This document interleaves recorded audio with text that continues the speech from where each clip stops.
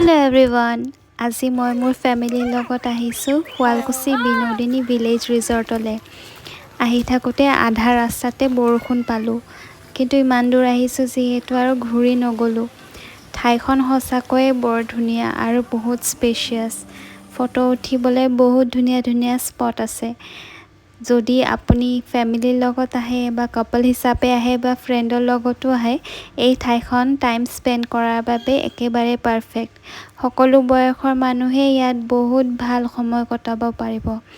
যেহেতু বৰষুণ দি আছিল সেয়ে আমি প্ৰথমে ৰেষ্টুৰেণ্টখনৰ ভিতৰত সোমাই গলো। ভিতৰত বহি আমি আমাৰ অৰ্ডাৰ প্লেচ কৰিলো।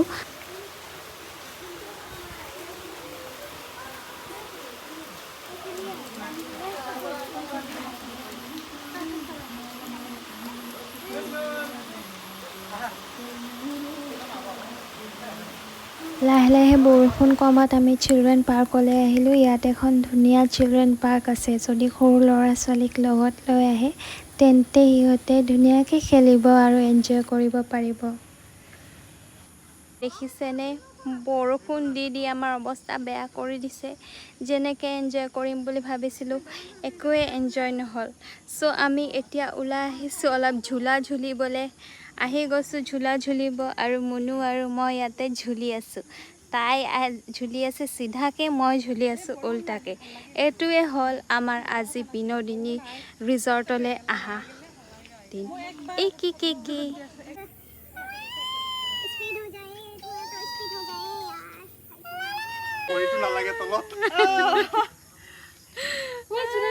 অকমান টাইম এনজয় কৰি আমি আকৌ ৰেষ্টুৰেণ্টখনলৈকে আহিলো।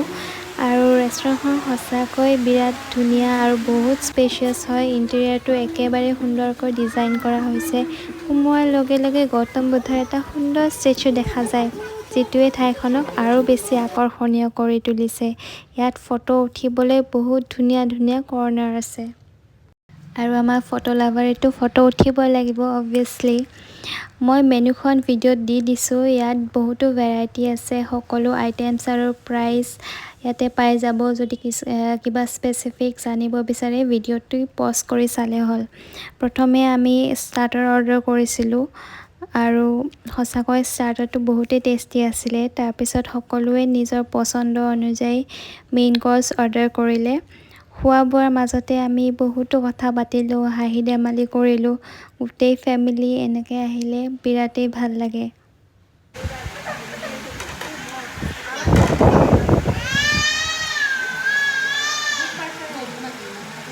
আৰু এটা কথা মোৰ বিৰাটেই ভাল লাগিলে যে ৰেষ্টুৰেণ্টখনৰ টয়লেট ফেচিলিটি একেবাৰে পৰিষ্কাৰ আৰু ধুনীয়াকৈ মেইনটেইন কৰি ৰখা হৈছে। বৰষুণৰ বাবে ইয়াৰ সকলোখিনি ফেচিলিটিজ মই দেখুৱাব নোৱাৰিলোঁ, কিন্তু মোৰ ডেছক্ৰিপশ্যন বক্সত আপোনালোকে সকলোখিনি পাই যাব। আমি গোটেইবোৰে একেলগে বহি অকণমান কথা পাতিলোঁ আৰু ধুনীয়া ফটো ক্লিক কৰিলোঁ।